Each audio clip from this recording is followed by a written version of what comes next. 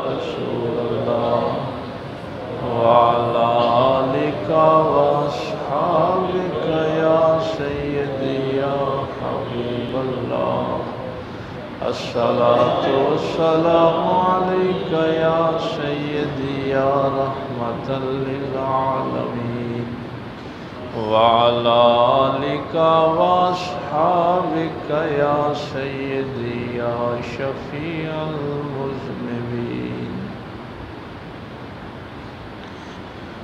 اللہ رب العزت کی حمد و ثنا کے بعد کہ جو اپنی ذات کے اعتبار سے بھی یکتا ہے اور صفات کے اعتبار سے بھی یکتا ہے، اللہ کا کوئی شریک نہیں، وہی اس کائنات کا خالق اور معبود برحق ہے۔ اسی نے انسان کو اشرف المخلوقات بنایا اور ہم سب نے پلٹ کر اسی اللہ کے حضور پیش ہونا ہے۔ بے حد و بے انتہا درود و سلام امام الانبیاء حبیب کبریاء شفیع المذنبین رحمت للعالمین تاجدار سلطنت دنیا و دین آمینہ کے لال باعث تخلیق کائنات احمد مجتبی محمد مصطفیٰ صلی اللہ علیہ وآلہ وسلم کی ذات اقدس پر کہ جن کے صدقے اللہ نے ہمیں ایمان کی دولت سے مالا مال فرمایا۔ نہایت ہی واجب الاحترام معزز سامعین، بزرگوں، دوستوں، عزیز بھائیوں، آج دو آیات جو تلاوت کی گئی ہیں، اس میں ایک بنیادی حکم ایمان والوں کو دیا گیا ہے، یا ایھا الذین آمنوا، اے وہ لوگوں جو ایمان لائے ہو، لا تحرموا طیبات ما احل اللہ لکم، جو چیزیں اللہ نے تمہارے لیے حلال کر دی ہیں، پاک چیزیں جو اللہ نے تمہارے لیے حلال کی ہیں، ان کو اپنے اوپر حرام نہ کر لیا کر۔ وَلَا تَعْتَدُوا، اور حد سے نہ بڑھو، إِنَّ اللَّهَ لَا يُحِبُّ الْمُعْتَدِينَ، اللہ تعالیٰ حد سے بڑھنے والوں کو پسند نہیں کرتا، اللہ تعالیٰ حد سے بڑھنے والوں سے محبت نہیں کرتا۔ کئی دفعہ یہ بات میں نے آپ سے کی ہے کہ ہمارے سارے نیک اعمال اس لیے ہیں کہ ہم اللہ کو پسند آ جائیں، اللہ کی رضا ہمیں حاصل ہو جائے، اللہ کی محبت ہمیں مل جائے۔ تو جب اللہ ہی فرما دے کہ یہ کام جو کرنے والا ہے اس کو اللہ پسند ہی نہیں کرتا، تو پھر اعمال کا فائدہ کوئی نہیں ہوتا۔ اعمال تو اس لیے ہیں کہ اللہ تعالیٰ کے سامنے وہ عجز و انکساری، اس کے رسول صلی اللہ علیہ وسلم کی اطاعت و فرما برداری، کہ ہم اللہ کو پسند آ جائیں۔ تو اللہ فرماتا ہے کہ لا يحب المعتدین، بے شک اللہ تعالیٰ حد کراس کرنے والوں کو پسند نہیں کرتا، اللہ تعالیٰ ان کو پسند کرتا ہے جو حدوں میں رہتے ہیں۔ یہ بڑی ویسے عام لوگ یہی سمجھتے ہیں کہ یہ کیسے ہو سکتا ہے کہ ایک چیز کو اللہ حلال کرے، اور مخاطب یہاں یہ نہیں کہا کہ اے انسانوں، یہاں انسانوں کو مخاطب نہیں کیا گیا، یہ حکم یہ نہیں کہا گیا بنی اسرائیل یا بنی آدم، یہ قرآن کریم کے مختلف انداز ہیں نا پکارنے کے۔ یہاں فرمایا ہے لوگوں جو ایمان لائے ہو، ہاں ایمان والوں کو مخاطب کیا ہے کہ تم نے یہ حرکت نہیں کرنی کہ جو چیز اللہ حلال کر دے تم اس کو اپنے اوپر حرام کر لو۔ اگر آپ کو یاد ہو تو رمضان المبارک میں ہم نے ایک چیز سیکھی تھی، یہ اصل میں اسی کا تسلسل ہے کہ روزے کا مقصد ہے تقوی حاصل کرنا، اور کم از کم تقوی میں نے آپ کو عرض کیا تھا کہ کم از کم تقوی، چونکہ یہ قرآن کریم نے خود ہی ارشاد فرما دیا ہے کہ اللہ تعالیٰ صرف جو متقی لوگ ہیں ان کے اعمال قبول کرتا ہے۔ تقوی اس لیے ضروری ہے کہ عمل اس کا قبول ہونا ہے جو متقی ہے، تقوی کے بغیر عمل قبول نہیں ہوتا۔ تو کم از کم تقوی میں نے آپ کو عرض کیا تھا کہ اللہ کے حلال کو حلال سمجھنا اور اللہ کے حرام کو حرام سمجھنا، اور اللہ تعالیٰ کے جو واجبات ہیں میرے اوپر ان پہ عمل کرنا، یہ کم از کم تقوی ہے۔ تو اگر وہ چیز آپ کے ذہن میں ہوگی تو یہ اس آیت کو سمجھنا آسان ہو جائے گا کہ اے ایمان والو، جو پاک چیزیں اللہ نے حلال کر دی ہیں ان کو تم نے اپنے اوپر حرام نہیں کرنا، اور اگر تم اپنے اوپر اس کو ولا تعتدوا، اور حد سے نہ بڑھو، اس کا مطلب ہے کہ جو ان کو حرام کرتا ہے وہ حد سے بڑھ رہا ہے۔ ان اللہ لا يحب المعتدین، بے شک اللہ تعالیٰ حد سے بڑھنے والوں کو پسند نہیں کرتا، ان سے محبت نہیں کرتا، ان سے پیار نہیں کرتا۔ اب یہ چونکہ اس وقت تو صحابہ کرام ہیں جب یہ آیت پاک پیغمبر صلی اللہ علیہ وسلم پہ نازل ہو رہی ہے، اس ماحول کو اگر تھوڑا سا آپ دیکھیں تو یہ زیادہ تر عیسائیوں کے جو علماء اور راہب تھے ان کے اندر یہ چیز پائی جاتی تھی کہ عیسائیوں کے علماء اور ان کے راہب مشائخ جو تھے وہ بہت سی چیزیں اپنے اوپر حرام کر لیتے تھے کہ میں فلاں چیز نہیں کھاؤں گا، فلاں نہیں پیوں گا، میں نکاح نہیں کروں گا، کچھ نے اپنے آپ کو گرجے کے اندر بند کر لینا، کچھ نے اپنے آپ کو سفر میں لگائے رکھنا، تو اپنے آپ کو مشقت میں ڈالنا، یہ ماحول ہے اس دور کا، اور لوگ سمجھتے تھے کہ یہ جو بندہ اپنے اوپر ایسی پابندیاں لگاتا ہے یہ بڑا نیک آدمی ہے۔ تو وہ ماحول ذہن میں ہو جس ماحول میں یہ آیت نازل ہو رہی ہے۔ اب چونکہ لوگوں کے ذہن میں یہ بات تھی کہ جو بندہ اپنے اوپر حلال چیزوں کی بھی پابندی لگا لے وہ اللہ کا بڑا مقرب ہوتا ہے، تو اللہ تعالیٰ فرما رہا ہے کہ ایمان والو تم نے یہ حرکت نہیں کرنی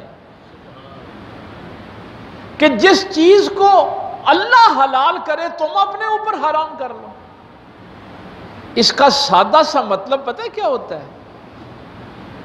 آپ اس کو ایسے ہی لائٹلی نہ لیں، اس کا مطلب یہ ہوتا ہے کہ ایک چیز کو اللہ حلال کرے اور میں اپنے اوپر اس کو حرام کر لیتا ہوں، تو اس کا مطلب یہ ہوتا ہے کہ میں اللہ کی شریعت بدل رہا ہوں۔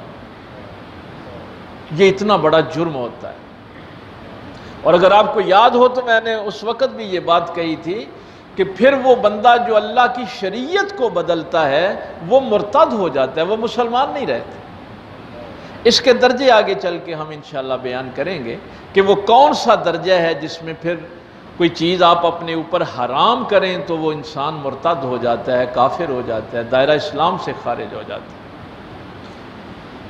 امام بخاری ایک روایت لے کے آئے ہیں، تھوڑا سا اگر آپ اس کو سمجھ سکیں کہ یہ چیز چونکہ وہ ماحول ایسا تھا تو یہ چیزیں صحابہ کرام کے اندر بھی آنی شروع ہو گئی تھی۔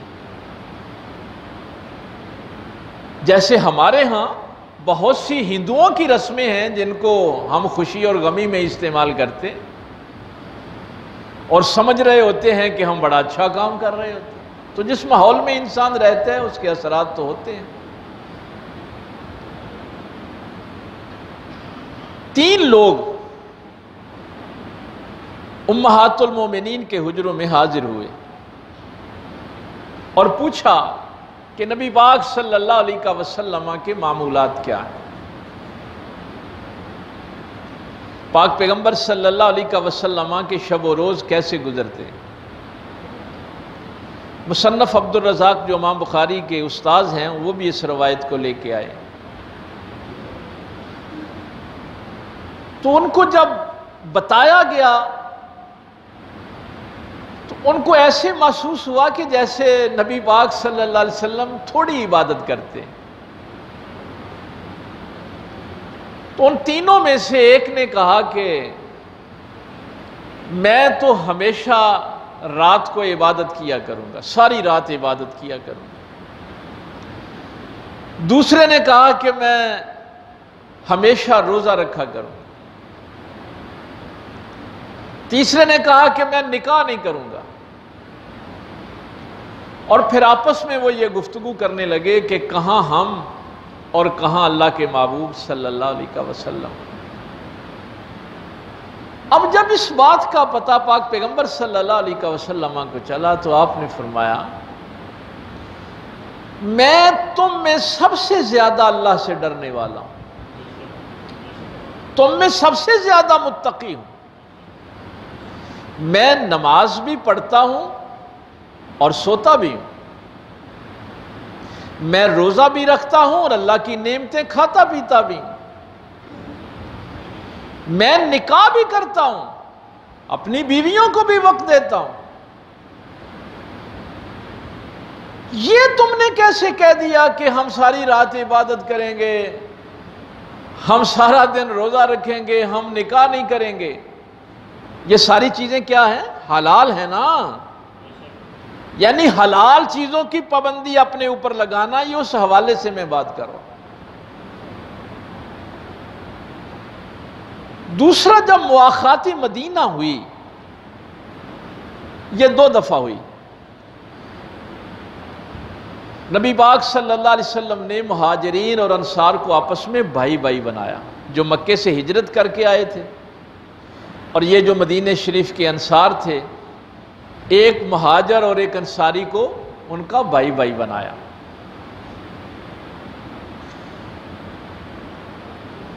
اس میں ایک جوڑی جو ہے وہ حضرت سلمان رضی اللہ تعالیٰ عنہ اور حضرت ابو دردہ رضی اللہ تعالیٰ عنہ، ان دونوں کو بھی بھائی بھائی بنایا۔ حضرت سلمان جب ابو دردہ کے گھر گئے تو ان کی حالت کچھ ایسے ہی تھی، کپڑے پھٹے پرانے تھے، میلے کچیلے تھے اور حالت بھی بڑی ابتر تھی۔ تو ان کی بیوی نے کہا کہ آپ کا بھائی جو ہے نا ابو دردہ، اس کا اب دنیا سے کوئی تعلق نہیں رہا۔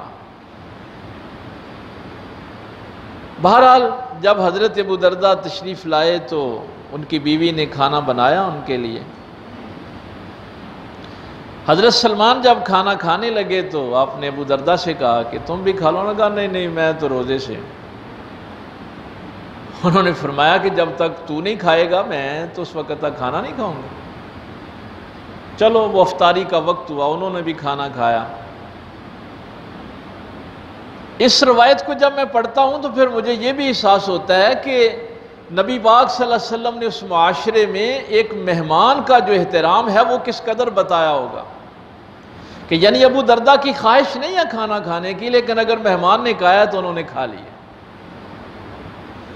اب جب رات کو عشاء کے بعد سونے لگے تو ابو دردہ نماز کے لیے کھڑے ہو گئے، نوافل پڑھنے کے لیے۔ حضرت سلمان نے فرمایا سو جا، میری نیند نہ خراب کر۔ وہ سو گئے۔ جب انہوں نے سمجھا کہ شاید سلمان سو گیا ہے تو وہ پھر اٹھے نماز پڑھنے کے لیے۔ حضرت سلمان نے پھر منع کیا، آپ نے فرمایا سو جا۔ یہ کتنا مشکل وقت ہے کہ وہ نماز پڑھنا چاہتے ہیں، مہمان کہہ رہا ہے کہ نہیں سو جا۔ پھر حضرت سلمان نے فرمایا کہ جب رات کا تیسرا پہر ہوگا تو پھر دونوں اکٹھے اٹھ کے تہجد پڑھیں گے۔ حضرت ابو دردہ سو گئے، لیکن دل میں تو یہ تھا کہ میں نے تو ساری رات نفل پڑھنے دے، یہ اس بندے نے آج مجھے نفل ہی نہیں پڑھنے دیے۔ تیسرے پہر اٹھے، تہجد پڑھی تو حضرت سلمان نے فرمایا ابو دردہ تیرے رب کا تیرے اوپر حق ہے اور تیرے نفس کا، تیرے جسم کا بھی تیرے اوپر حق ہے، اور یہ جو تیری بیوی ہے اس کا بھی تیرے اوپر حق ہے۔ اب یہ بات جو تھی فجر کی نماز کے بعد، ابو درداء اصل میں شکایت لے کے پاک پیغمبر صلی اللہ علیہ وسلم کے پاس گئے کہ یہ سلمان نے میرے ساتھ آج یہ کیا ہے۔ ان کا تو مطلب یہ تھا کہ میں کہوں گا کہ نبی پاک صلی اللہ علیہ وسلم سے کہ میں تو ساری رات نفل پڑھنا چاہتا تھا تو اس نے مجھے پڑھنے نہیں دیے، کھانا بھی مجھے سختی سے کھلا دیا ہے۔ تو وہ سارا واقعہ رات والا جب پاک پیغمبر صلی اللہ علیہ وسلم کو بتایا تو میری سرکار نے فرمایا ابو درداء سلمان نے سچ کہا ہے۔ یعنی یہ وہ ماحول بھی آپ کے ذہن میں رہے کہ کس ماحول میں یہ آیت نازل ہوئی ہے، چونکہ اس وقت یہی تھا کہ جیسے عیسائیوں کے راہب اپنے اوپر یہ پابندیاں لگاتے ہیں اور وہ اللہ کے بڑے مقرب ہو جاتے ہیں، شاید اسی طریقے سے اللہ کا قرب مل جائے گا۔ اور تیسری وہ جو روایت کہ امہات المومنین کے پاس ایسے ہی چند لوگ آئے اور انہوں نے ایک نے کہا کہ میں ساری زندگی گوشت نہیں کھاؤں گا، ایک نے کہا میں بستر پہ نہیں سوؤں گا، میں نکاح نہیں کروں گا۔ اس وقت بھی پاک پیغمبر صلی اللہ علیہ وسلم نے فرمایا کہ یہ حرکتیں نہیں کرنی کہ جو چیزیں اللہ حلال کر دے تم اپنے اوپر ان کو کیسے حرام کر سکتے۔ اب عائشہ صدیقہ رضی اللہ تعالیٰ عنہ فرماتی ہیں کہ ایک دن میرے پاس ایک عورت بیٹھی تھی، خویلہ ان کا نام تھا، ان کی بھی حالت بڑی ابتر تھی۔ پاک پیغمبر صلی اللہ علیہ وسلم گھر داخل ہوئے تو سرکار نے پوچھا کہ یہ خویلہ کی حالت اتنی ابتر کیوں ہے، اتنی بری حالت اس کی؟ تو عربوں کی ظاہر ہے پھر فصاحت و بلاغت تو ہے۔ اما عائشہ صدیقہ نے 2 جملوں میں ایسا کمال کا وہ بات بیان کی، عرض کی یا رسول اللہ صلی اللہ علیہ وسلم جس کا خامند ساری رات نفل پڑھے اور سارا دن روزہ رکھے وہ عورت تو پھر ایسے ہی ہوتی ہے جیسے اس کا کوئی خامند ہے ہی نہیں، وہ بیوی تو پھر خامند کے بغیر ہی ہے نا، اس کی تو یہی حالت ہونی ہے۔ صرف یہ 2 جملے کہے۔ ان کے خامند تھے عثمان بن حنظلہ رضی اللہ تعالیٰ۔ پاک پیغمبر صلی اللہ علیہ وسلم نے عثمان کو بلایا اور یہ جملے اتنے سخت ہیں، سرکار نے فرمایا عثمان کیا تم میرے طریقے میری سنت سے اعراض کرتے ہو، چھوڑتے ہو میری سنت کو؟ عرض کی یا رسول اللہ صلی اللہ علیہ وسلم میں تو آپ کی سنت طلب کرتا ہوں، چاہتا ہوں، میری تو خواہش یہ ہے کہ میں آپ کی سنت پہ عمل کروں۔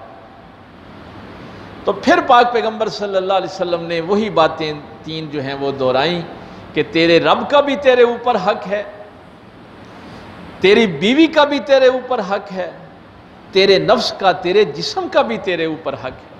اپنی بیوی کا حق ادا کر۔ یہ کوئی عبادت نہیں ہے کہ تم یہ سارے کام کاج چھوڑ کے کہو کہ ہم اللہ کو راضی کر لیں گے۔ مسند ابو یعلا میں اس روایت کو اس طریقے سے بیان کیا گیا ہے کہ پاک پیغمبر صلی اللہ علیہ وسلم ایک دن عثمان بن حنظلہ کو راستے میں ملے اور آپ نے جب ان کی یہ حالت دیکھی تو فرمایا کہ کیا میری سیرت میں تیرے لیے کوئی نمونہ نہیں ہے؟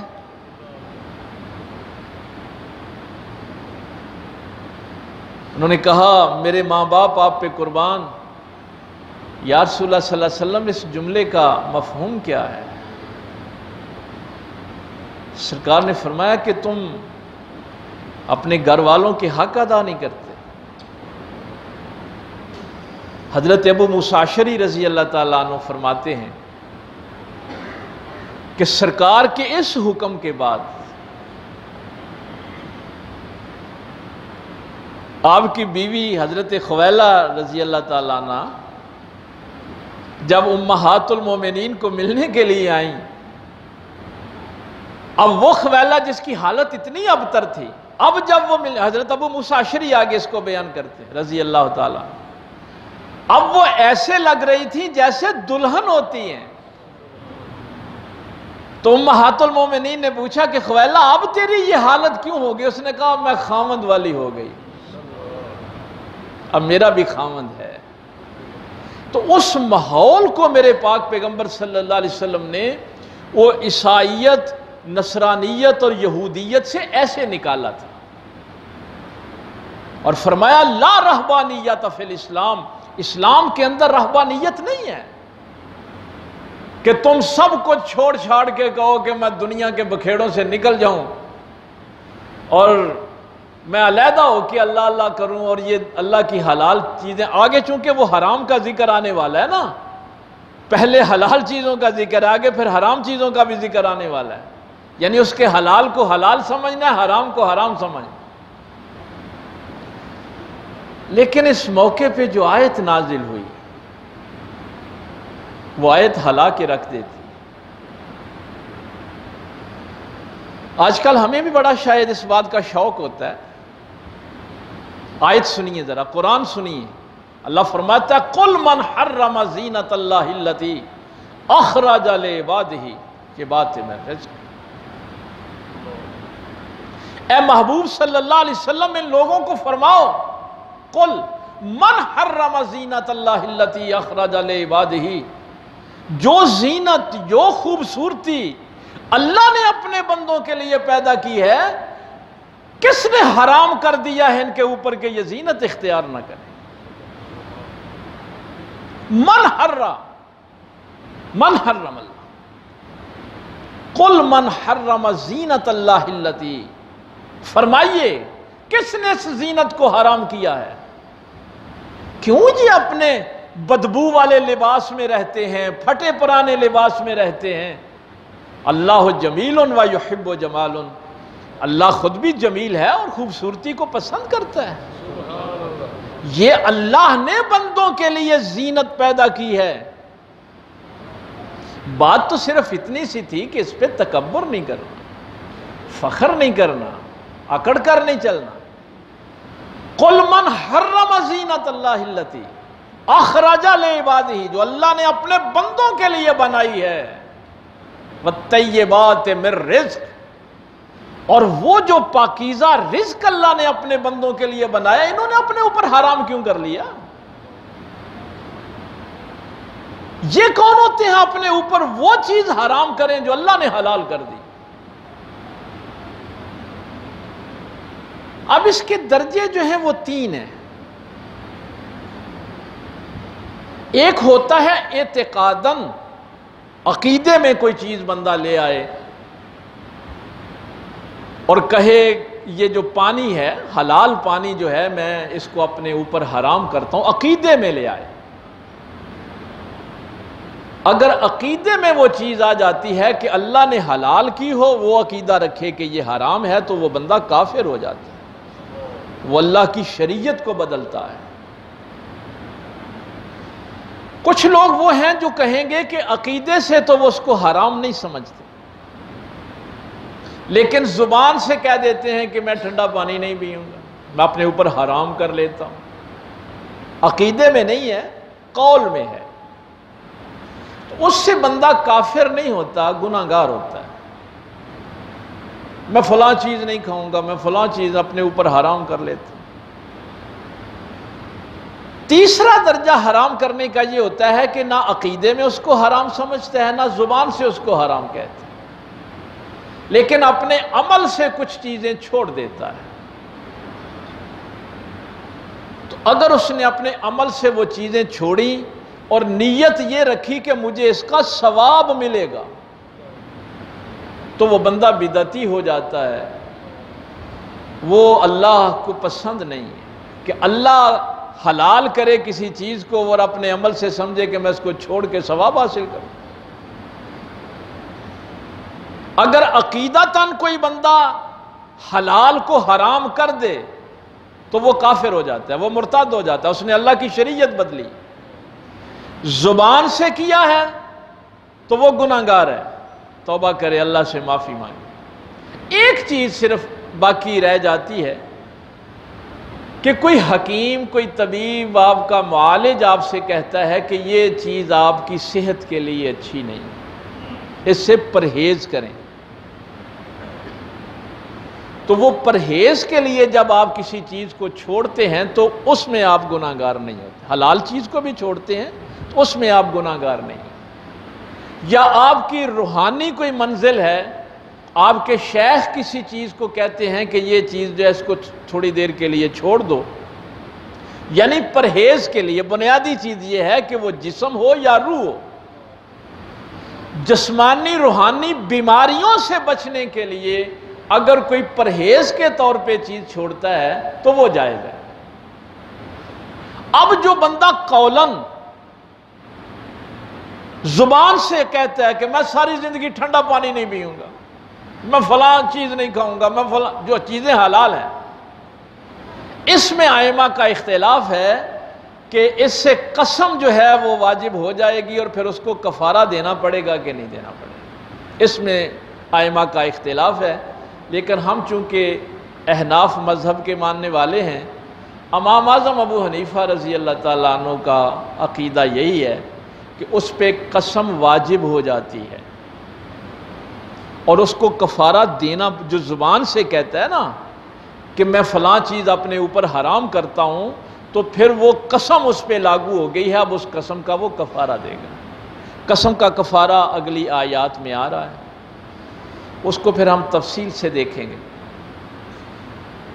حلال چیزوں میں کچھ چیزیں ایسی ہیں، مثلا ایک بندے کے پاس لونڈی ہے، وہ کہتا ہے کہ یہ لونڈی میں نے اپنے اوپر حرام کر لی۔ اب جب اس نے حرام کر لی تو اس کو آزاد کرنا اس کے اوپر لازم آ گیا، تو اس سے وہ قسم جو ہے وہ نہیں لگے گی، نہ اس کا کفارہ دینا پڑے گا، اور یہ کام لاگو ہو جائے گا۔ آپ کی بیوی آپ کے اوپر حلال ہے، اگر کوئی بندہ یہ کہہ دے کہ میں نے اپنی بیوی اپنے اوپر حرام کر لی تو طلاق ہو جائے گی، وہ فارغ ہو جائے گا۔ یعنی حلال چیزوں میں کچھ چیزیں ایسی ہیں کہ جب آپ اپنے اوپر حرام کرتے ہیں تو اس کے اثرات بہت برے ہوتے ہیں، دور تک جاتے ہیں۔ اس لیے بنیادی ایک بات بیان کر دی کہ جو پاکیزہ اور حلال چیزیں اللہ نے تمہارے لیے حلال کی ہیں، اے ایمان والو تم کیوں اپنے اوپر ان کو حرام کرتے؟ لا تعتدوا، حد سے نہ بڑھو، ان اللہ لا يحب المعتدین، اللہ تعالیٰ حد سے بڑھنے والوں کو پسند نہیں کرتے۔ اس حوالے سے جو سب سے بڑھیا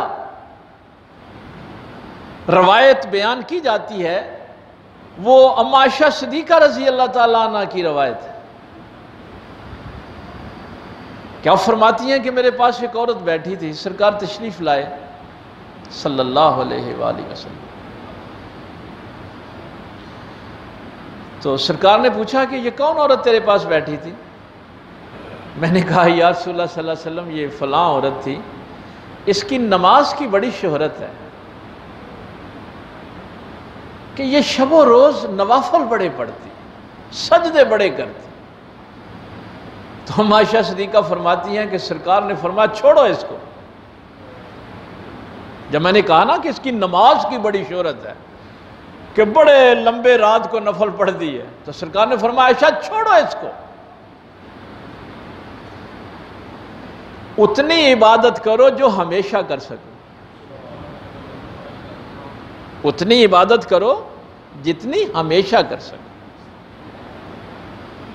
جس میں استقامت ہو، دائمیت ہو، 2 نفل پڑھ لو لیکن روزانہ پڑھو۔ اور نبی پاک صلی اللہ علیہ وسلم نے فرمایا عائشہ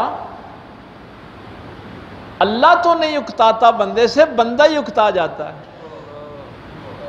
اور جب بھی اکتانا ہے بندے نہیں اکتانا ہے نا۔ وہ چونکہ فرمایا کہ سرکار گھر تشریف لائے نا تو 2 ستونوں میں رسی بندھی ہوئی تھی، تو سرکار نے فرمایا کہ یہ رسی کیسی ہے؟ ہم نے کہا کہ یہ زینب کی رسی ہے، وہ جب تھک جاتی ہیں نا تو اس رسی کے سہارے کھڑے ہو کے نوافل پڑھتی ہیں۔ تو سرکار نے فرمایا کھول دو اس رسی کو، جب تھک جاؤ تو بیٹھ جایا کر۔ اللہ تعالیٰ کو تمہاری ان تکلفات کی ضرورت نہیں ہے، جتنا آسانی سے کر سکتے ہو کرو، کھڑے ہو سکتے ہو جتنی دیر کھڑے ہو کے پڑھو، قرآن پاک نیند آنے لگے بند کر دو، یعنی سختی سے کوئی کام نہیں کر۔ تو فرمایا کہ اللہ نے تو نہیں تم سے اکتانا، تم ہی اکتا جاتے ہو،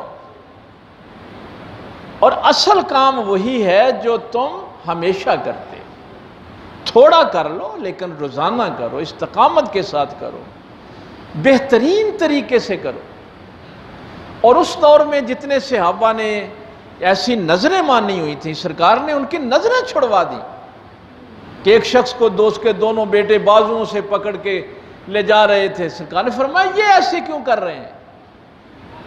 یا رسول اللہ صلی اللہ علیہ وسلم اس نے نظر مانی تھی کہ میں پیدل حج کروں گا، اب یہ بوڑھا ہے چل نہیں سکتا، اس لیے نظر پوری، آپ نے فرمایا اس کو سواری پہ بٹھاؤ۔ اللہ تعالیٰ کو تمہارے ان طریقوں کی کوئی ضرورت نہیں ہے۔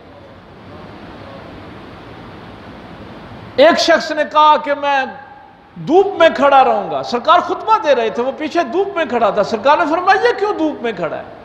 سرکار اس نے یہ نظر مان لیا کہ میں دھوپ میں کھڑا ہوں گا، میں سائے میں کھڑا نہیں ہوں گا، میں بیٹھوں گا نہیں، میں کسی سے بات نہیں کروں گا، روزہ میں افطار نہیں کروں گا۔ سرکار نے اس کو بلایا قریب، آپ نے فرمایا سائے میں بیٹھو، روزہ افطار کرو، اللہ کی دی ہوئی چیزیں کھاؤ، تمہیں نہیں پتا کہ میں سوتا بھی ہوں اور عبادت بھی کرتا ہوں، میں اپنی بیویوں کے بھی حقوق ادا کرتا ہوں، میں روزہ بھی رکھتا ہوں، میں کھاتا پیتا بھی ہوں، کیا میری سیرت میں تمہارے لیے کوئی نمونہ نہیں ہے؟ تو یہ آج کل بھی ہمارے ہاں یہ بڑی باتیں چلتی ہیں، فلاں نے ایسا کر دیا، فلاں نے ایسا کر دیا، تو اللہ تعالیٰ نے اس بات سے منع فرمایا ہے۔ اور یہاں پہ میں پاک پیغمبر صلی اللہ علیہ وسلم کا وہ جملہ اگر آپ کو سناؤں کہ ایک بندہ نفلی روزہ رکھتا ہے،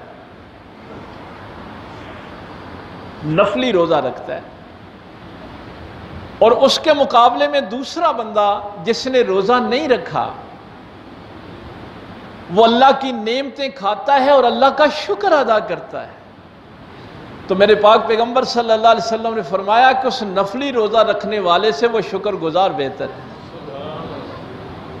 کہ جو اللہ کی حلال نعمتیں کھاتا ہے اور شکر ادا کرتا ہے۔ تو اس کو اللہ نے فرمایا ہے کہ کبھی بھی اللہ کی شریعت کو توڑنے کی کوشش نہیں کرنی، جو چیزیں اللہ نے حلال کی ہیں ان کو کبھی بھی اپنے اوپر حرام نہیں کرنا۔